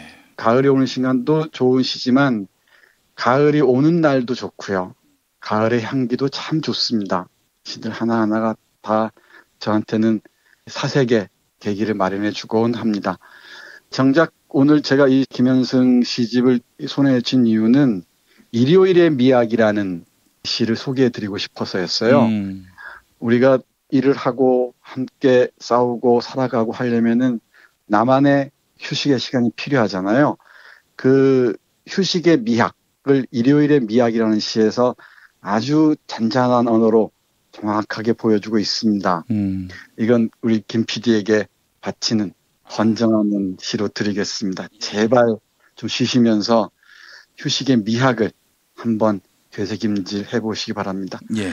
뭐 하시는 일이 워낙 재밌기도 하겠지만은 그래도 쉬엄쉬엄 가면서 휴식의 깊은 의미를 되새길 때 일도 더욱더 탄력을 받고 또 힘도 얻고 그럴 수 있지 않겠습니까? 예. 일요일의 미학이라는 시입니다. 노동은 휴식을 위하여, 싸움은 자유를 위하여 있었듯이 그렇게 일요일은 우리에게 온다. 아침빵은 따뜻한 국을 위하여 구워졌듯이 어머니는 아들을 위하여, 남편은 아내를 위하여 즐겁듯이 일요일은 그렇게 우리들의 집에 온다. 5월은 푸른 숲풀 속에 빨간 들장미를 떨어뜨리고 갔듯이 나는 넥타이를 조금 왼쪽으로 비스듬히 매면서 나는 음부에다 불협화음을 간혹 섞으면서 나는 오늘 아침 상사에게도 미안치 않은 늦잠을 졸면서 나는 사는 것에 조금씩 너그러워진다. 나는 바쁜 일손을 멈추고 일에만에 편히 쉬던 신의 뜻을 이제야 할 것 같다. 나의 남이던 내가 채찍을 들고 명령하고 날카로운 호루라기를 불고 까다로운 일직선을 긋던 남이던 내가 오늘은 아침부터 내가 되어 나를 갖는다. 내가 남이 될 수 있고 또 내가 될 수도 있는 일요일을 가진 내 나라, 이 나라에 태어났음을 나는 언제나 아름다워한다. 네, 이렇게 끝나는데 절대 고독이라는 시집에 실려있는 제가 아주 좋아하는 시입니다. 예. 여기 나는 넥타이를 조금 왼쪽으로 비스듬히 매면서 나는 음부에다 불협화음을 간혹 섞으면서 이랬는데 이 음부는 음표를 얘기합니다. 나의 내면에서 울리는 음악에다가 가끔씩 불협화음을 섞기도 하고요. 김PD는 약주를 못 하시지만 술도 한 잔씩 하면서 예. 매일 이렇게 고기만 드시지 말고 가끔씩 늦잠을 또 자기도 하면서 예. 사는 것에 조금씩 너그러질 필요도 있지 않을까 그런 생각을 하고요. 또 독실한 크리스천인 김PD에게 딱 어울리는 말인데 바쁜 일손을 멈추고 이래만에 편히 쉬던 신의 뜻을 한 번씩 헤아려 보는 것도 좋을 것 같습니다. 그러면서 나의 남이던 내가, 남처럼 대하던 내가, 그리고 채찍을 들고 명령하고 날카로운 호루라기를 불고 까다로운 일직선을 긋던 남이던 내가, 이런 일요일 아침처럼 좀 느긋하게 게으르게 한번 나를 만나봤으면 그런 생각도 합니다. 감동적이죠? 감동적입니다. 가을이란 계절을 신이 주신 거는 사색할 수 있게, 성찰할 수 있게 해주심이 아닐까 생각이 들면서. 예. 네, 맞습니다. 국회에서 오가는 대화들 듣다 보면은 귀를 씻고 싶은 생각들이 참 많습니다. 예. 못 들은 것처럼 귀를 막아버리고 싶기도 하고요. 또 그런 소리들을 계속 들어야 하지 않습니까? 특히 우리 김 PD는 예. 그럴 때 이런 시편들 하나씩 읊조리는 것도 마음을 정화하는데 많은 도움이 되지 않을까요? 네, 그런 생각을 합니다. 예, 이런 뉴스에 시달리는 우리 시민분들도 오늘 정선태 교수님이 추천해 주신 시를 통해서 위로와 함께 리셋하는 심정을 가지셨으면 좋겠습니다. 네, 내면의 힘도 조금 튼실하게 다지시고요. 예. 그러면서 조금 아쉬우니까 짤막한 시 한 편 소개하면서 마무리하겠습니다. 예. 혹시 괜찮으시면 가을에 관한 좋은 노래들이 많으니까 우리 김 PD가 선곡하셔서 한 편 들려주는 것도 괜찮을 것 같네요. 예. 가을의 향기라는 시입니다. 남쪽에선 과수원의 능금이 익는 냄새, 서쪽에선 노을이 타는 내음, 산 위엔 마른 풀의 향기, 들가엔 장미들이 시드는 향기, 당신에겐 떠나는 향기, 내게는 눈물과 같은 술의 향기. 모든 육체는 가고 말아도 풍성한 향기의 이름으로 남는 상하고 아름다운 것들이요. 높고 깊은 하늘과 같은 것들이요. 네, 이렇게 말줄임표로 끝나는 여운이 길게 이어지는 시입니다. 네, 여운이 긴 시를 가슴에 새겨두고 또 우리 정선태 교수님과는 월요일에 뵙도록 하겠습니다. 우리 세 분만 이렇게 다정하게 지내시지 마시고 저도 가끔씩 끼워주세요. 알겠습니다, 교수님. 저 한잔하는 자리 마련하겠습니다. 네, 고맙습니다. 예. 교수님, 오늘 말씀 잘 들었습니다. 네, 감사합니다.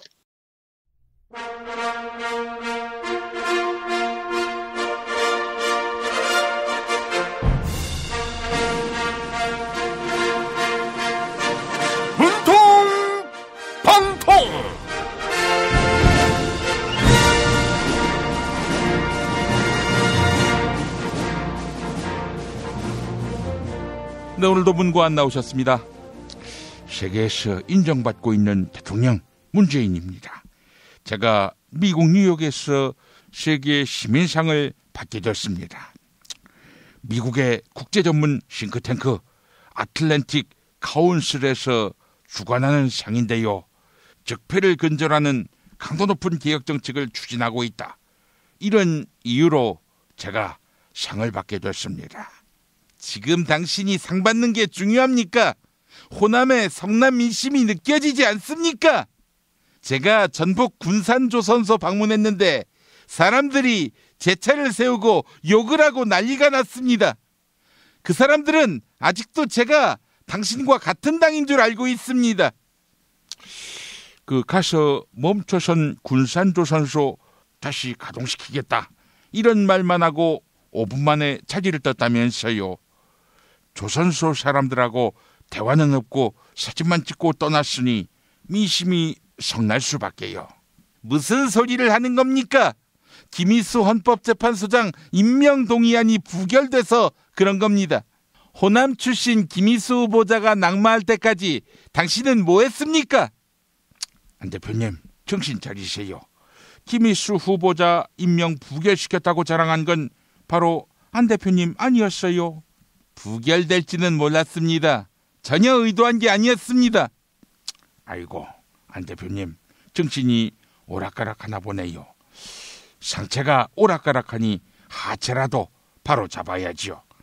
골반 보정 속옷 바디로직, 리포머 팬츠가 인기입니다. 뒤틀린 골반을 잡아주고 허리 통증에도 효과가 있다고 하죠.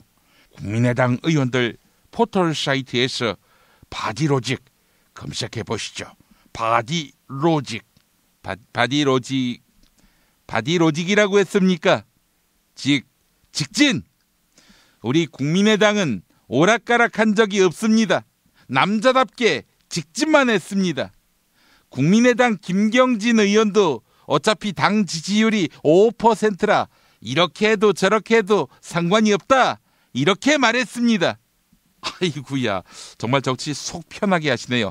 자, 어쨌든 끝말잇기가 시작됐습니다. 바디로직에서 직진. 자, 대통령님 받아주시죠. 직진, 진상. 요즘 안 대표님이 왜 이렇게 진상을 부리는지 그 이유를 알았어요. 매일 밤 문재인 청와대야말로 적폐다 이렇게 외치면서 폭탄주를 말아 드신다고 하죠. 하루에 폭탄주를 10잔 이상 마시니 진상이 되는 거죠. 상관. 내가 폭탄주를 마시던 털주를 마시던 상관하지 마십시오. 당신이 내 상관이라도 됩니까? 제 관을 짜다. 그 친박계 이놈들은 국회의원 한 번 더 해먹으려고 박근혜 치맛자락 잡은 들떨어진 집단이지요. 박근혜가 탈당하고 서청원이도 탈당하고 다 나가야지요. 친박계가 지금 할 일은 관에 들어가는 거 이거 말고 없어요. 아이고, 홍 대표님 나오자마자 살벌한 말씀하시네요. 관을 짜다라고 했습니까? 다 거짓말. 여러분, 이거 다 거짓말인 거 아시죠? 이런 유행어가 있었습니다. 바른정당 복당시키려고 꼼수 부리는 거 국민들이 모를 것 같습니까? 다 거짓말이라고 했어요. 말토. 누가 MB 아바타 아니랄까봐 말투가 왜 그러는 거예요? 그래 MB를 흉내내니깐 호남에서도 지지율이 바른정당에 밀리는 거 아니겠어요? 바른정당이 4%인데 국민의당은 3%죠. 안 대표, 그 지지 기반 얘기할 때 나는 호랑이랑 게 이렇게 말했잖아요. 어찌된 일이죠? 이 씹새끼야! 자유한국당은 호남에서 0.6%야. 그게 무슨 당이니? 그만들 하시고요. 예. 자, 오늘도 애청자 여러분이 안 대표님을 대신해서 끝말잇기 이어가 주시기 바랍니다. 팟빵 게시판에 말투의 투로 시작하는 단어, 이메일 주소, 사연 남겨주시기 바랍니다. 당첨자께 천연 재료로만 만드는 별을 따다 구운 과자 롤 카스테라 선물해 드립니다. 문통방통 마칩니다. 고민을 넣어주는 친구 쇼한 침대. 쇼한 침대가 고민을 들어준다고? 편안한 저자리의 친구 쇼한 침대. 그렇게 편안하니? 업계 최초 2주 체험 정책으로 유명한 쇼앤 침대. 더 편한 천연 통가죽 면피 소파도 출시하였습니다. 전시 체험장으로 오세요. 더 많은 혜택이 기다립니다. 어디에 있다고? 딴지마켓에 있네.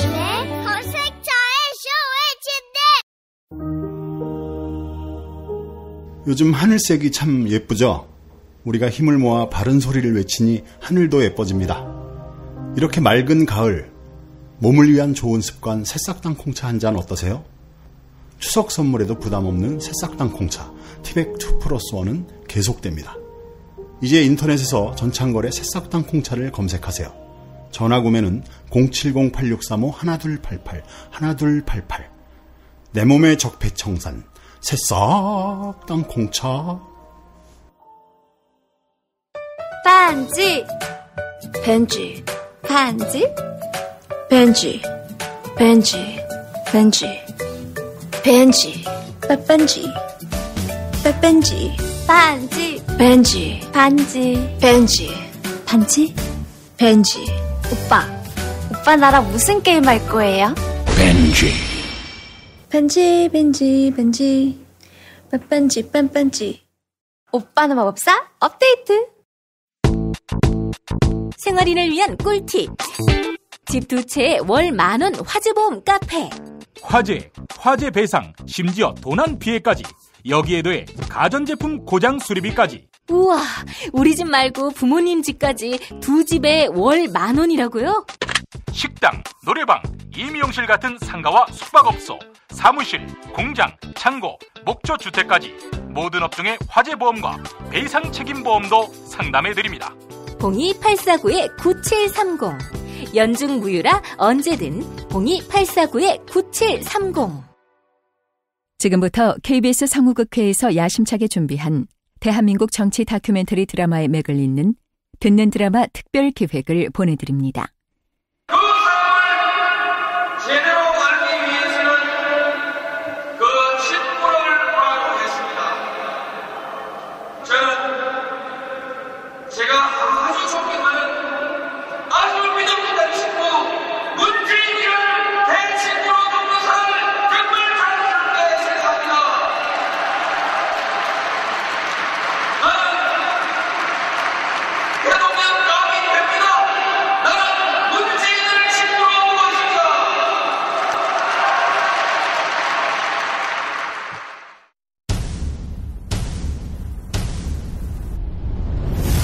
듣는 드라마 특별기획 그들의 나라 제2화 그 사람 노무현. 극본 이영미, 연출 김성태. 11번째입니다.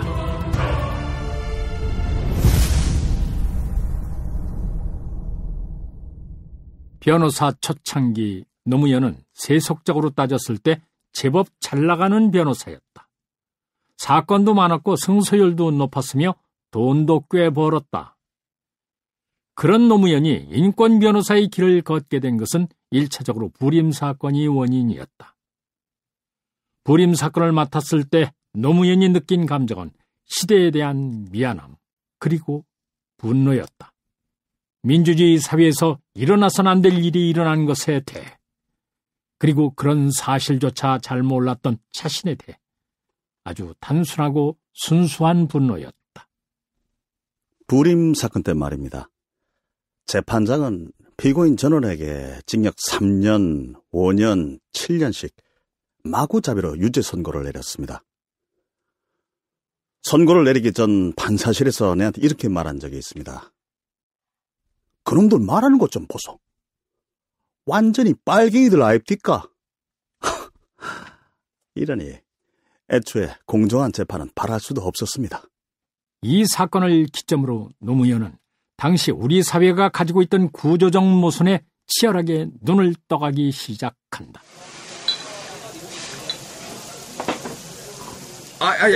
변호사님. 아씨, 들어봐서. 아이고, 변호사님. 변호사님 원래 그런 사람이었습니까? 아니, 사무장님은 나를 어떤 사람으로 보셨는데요? 그래. 저 법정에서 검사하고 싸우고 판사하고 싸우고 무슨 싸움 딱도 아니고 말이지. 내가 막말 좀 해볼까요? 그 사람들한테 잘못 보이면요 국물도 없습니다. 난 솔직히 무섭습니다. 뭐가요? 뭐가 무서워요? 법이 안 통하는 사람들한테 변호사님이 법으로 맞설라 하시는 거요. 이번에 학생들 몇 명 더 무료 변론 하시기로 하셨다면서요. 사무장님, 내가 그 친구들 변호하면서 느낀 게 뭔 줄 압니까? 내 진짜 무식하구나. 세상이 어떤 세상인지도 모르고 나 하나 잘 사는 일에 눈이 벌겠구나. 이래 무식해가지고 저 친구들을 제대로 변호할 수 있을까? 네, 들으라고 하시는 말씀이십니까? 아닙니다. 하여튼 공부 좀 더 해야 할 것 같습니다. 저 친구들의 주장이 뭔지. 아이고, 공부는 사법시험 공부하신 걸로 충분하시고요. 그러고 노무현은 세법 전문 변호사입니다. 인권 변호사 아닙니다. 내가 언제 인권 변호사라 했습니까? 이번에 큰 사건이 2개나 또 들어왔습니다. 그래요? 아줌에 소주 한 병만 더 주이소. 이제 변호사님, 큰 사건이라니까요. 내가 접견 일을 좀... 내일은 내가 시간이 안 되고요. 예? 구치소에 있는 그 학생들 부모님을 좀 만나야 내가... 세법! 예? 내일 의뢰인 두 분 다 만나셔야 됩니다. 제가 시간 약속을 그래 했습니다. 에헤이, 내일은 시간이 안 되는데. 아이고, 변호사님! 알았습니다. 알았어요. 어떻게 시간을 좀 조정 좀 해보입시다. 아줌마, 껍데기도 좀 주이소.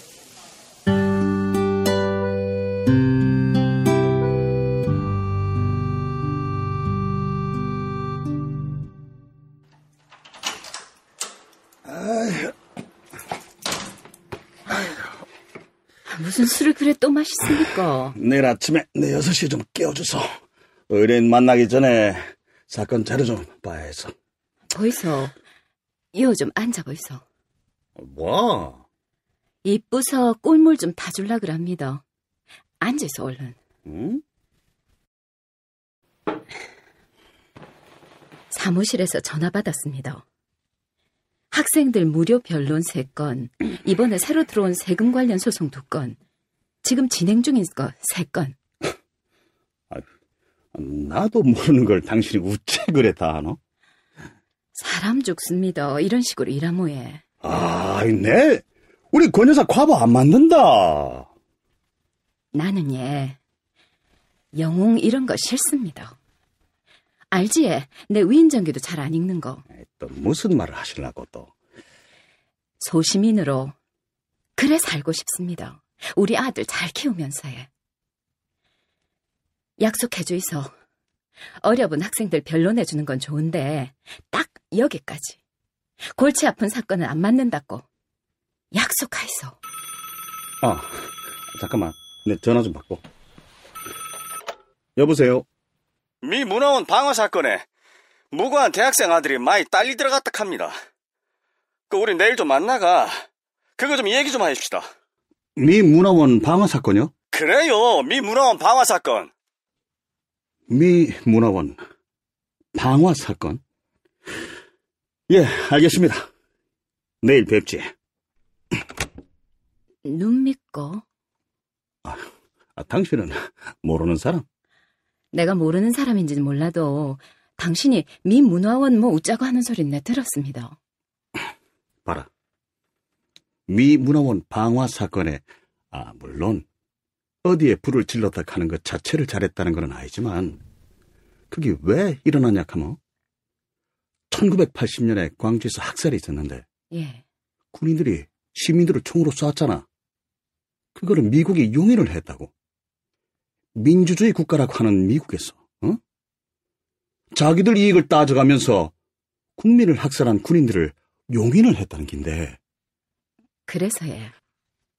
그래가 학생들이 그거를 항의하는 과정에서 미 문화원에 불을 질렀다는 긴데 물론 불 지른 것 자체를 잘했다는 건 아니고 어쨌든 관련자들이 구속됐고 그 사람들을 도왔다고 신부님도 한 분 구속됐다.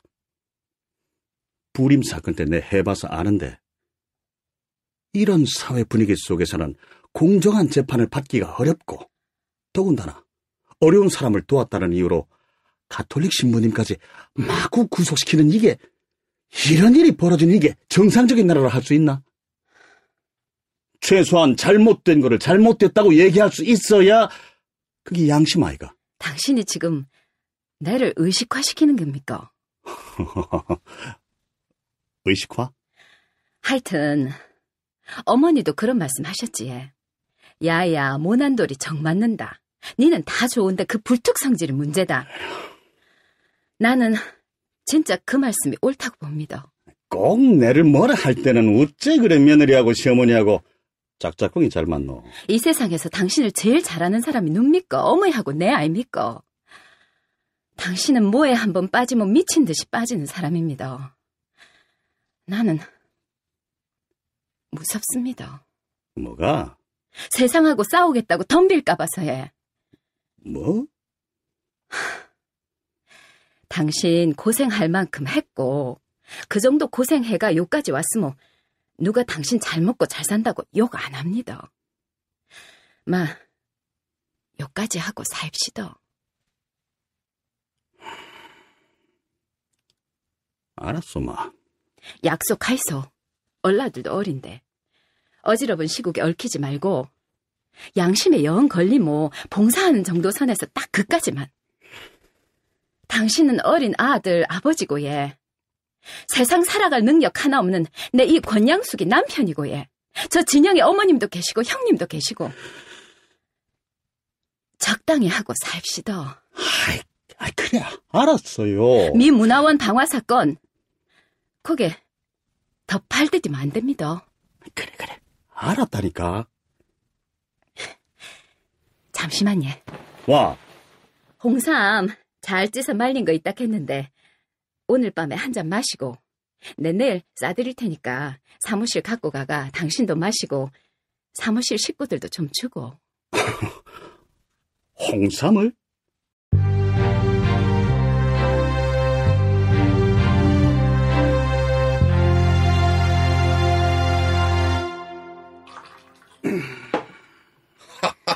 아이고, 변호사님, 이게 뭡니까? 홍삼입니다. 우와, 그 비싼 거를.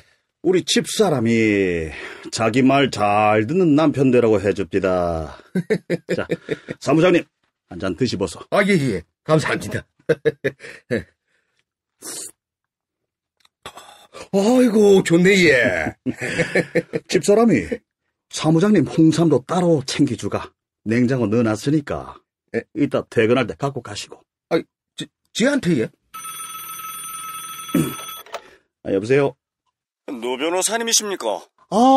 예. 오늘 2시입니다. 2시요? 예, 알겠습니다. 이돈명 변호사님하고 유현석 변호사님, 서울서 활동하는 유명한 인권 변호사님도 많이 오시고요. 신부님, 수녀님들도 오실 겁니다. 그래요? 예, 알겠습니다. 시간 늦지 않게 가겠습니다. 변호사님요. 네. 사모님이 지한테까지 홍삼을 왜 주셨을까를 곰곰이 생각해봤는데, 예. 변호사님 어디 딴 데 안색으로 잘 좀 봐달라 이런 뜻 아니시겠습니까? 에헤이, 그 말도 안 되는. 귀한 거를 구했으니까 함께 나눠 먹자. 이런 마음이지 무슨 또 그런. 모르겠습니다. 지는 그래 느껴지는데, 예. 그래가 이따 2시에 어디 가시는 거 그거를 사모님한테 알려야 되는 거 아닌가? 오호, 사무장님. 제 양심에 찔려갖고, 예. 홍삼 받아먹는 값은 해야 안 되겠습니까? 사무장님, 줄 똑바로 서서. 당신 월급 누가 주겨? 그거야 변호사님이 주시지만은. 그러면 월급 주는 사람 말을 들어야지. 오늘 나는 오후에 세법 관련해가 의뢰인 만나러 가는 겁니다. 민문화원 관련해가는 오늘 내한테는 약속이 없는 겁니다. 의뢰인 만나는 약속은 5시. 그러니까 그 약속이 2시부터다 이 말입니다. 알겠는겨? 아이고, 이번 딱 한 번입니다. 제가 변호사님을 위해가 거짓말 해드리는 거지. 알았습니다. 나도 딱 이번이 마지막입니다.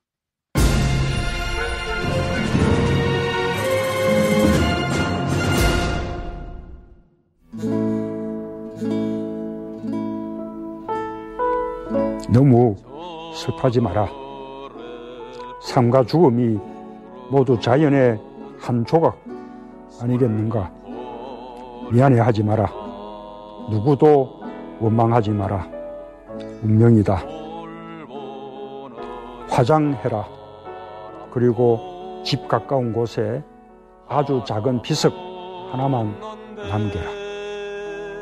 오래된 생각이다. 비바람 맞고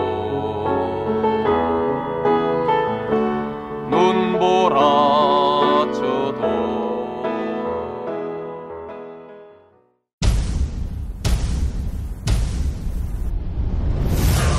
듣는 드라마 특별기획 그들의 나라 제2화 그 사람 노무현 이영미 극본 김성태 연출 11번째였습니다.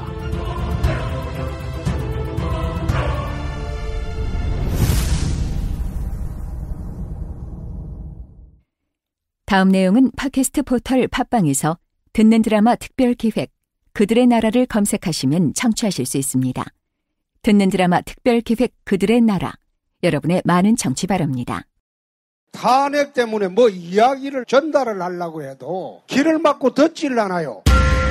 패족 수준으로 쪼그라든 한국 보수. 회생의 길은 과연 있을까? 변화된 정치 환경, 갈 길 잃은 보수에게 새로운 희망을 제시한다. 애국보수의 화려한 부활과 집권을 위한 본격 가이드, 김용민의 신간, 보수를 지켜라. 진중권도 투표하는 보수 정당. 광주에서도 일당이 될 수 있는 보수 정당. 젊은이들의 입당이 줄을 잇는 보수 정당. 언제까지 민주당 정의당을 부러워만 할 것인가? 부러우면 진다니까?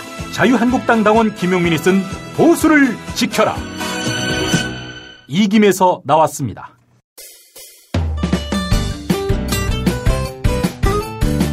뉴스 포렌메리로 이어가겠습니다. 팔로워 85만이 넘는 김용민 트위터에서는 매일 설문조사가 진행되고 있는데요. 지난 월요일 국회에서 김희수 헌법재판소장 후보자에 대한 임명 동의안이 부결됐습니다. 그런데 이 결과에 대해 개신교계의 항의 문자가 영향을 미쳤다. 이런 분석이 나오고 있습니다. 표결 전까지 보수 개신교인들은 국민의당 의원 거의 전원에게 하루에 수천 통이 넘는 문자를 보냈는데요. 김희수 후보자가 동성애를 옹호하기 때문에 임명 동의안에 반대표를 던져야 한다. 이런 내용으로 말입니다. 보수 개신교계는 그동안 집회까지 벌이며 동성애를 반대한다. 이렇게 목소리를 높여왔지요. 이런 활동은 동성애를 바라보는 시민들의 생각에 어떤 영향을 미쳤을지 설문조사를 진행해 보았습니다. 어제 저녁 6시까지 모두 1671분이 의견을 개진해 주셨는데요. 73%의 시민들은 동성애를 이해하고 그 생각에 변화가 없다. 이렇게 답했습니다. 반면 동성애를 반대하고 그 생각에 변화가 없다. 이렇게 응답한 시민들은 11%였습니다. 한편 동성애를 반대했지만 이해하게 됐다. 이런 응답은 10%. 나머지 6%의 시민들은 동성애를 이해했지만 개신교계의 반발로 반대하게 됐다. 이런 의견을 밝혀주셨습니다. 설문조사에 참여해주신 여러분 감사합니다.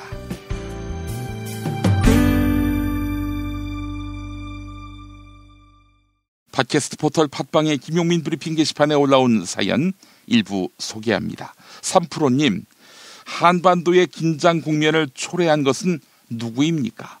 반성하고 사죄해야 할 사람들이 오히려 문재인 정부 안보에 문제가 있다. 이렇게 말하고 있습니다. 라고 질타하셨고, 삐리삐님, 정선태 교수님이 소설 문신의 땅을 소개해 주셨네요. 우리의 아픈 역사를 알게 되니 너무 슬픕니다. 네, 이런 의견 주셨습니다. 물과 바람과 소리님, 네, 문신의 땅은 머나먼 곳의 이야기가 아니었습니다. 제 고향 춘천에는 미군 기지와 기지촌이 있었습니다. 그녀의 문신은 결국 우리나라의 치부였습니다. 여러분 의견 감사합니다. 2017년 9월 15일 금요일 김용민 브리핑 모두 마치겠습니다. 영화 저수지 게임 많이 관람해 주시기 바라겠습니다. 여러분 감사합니다.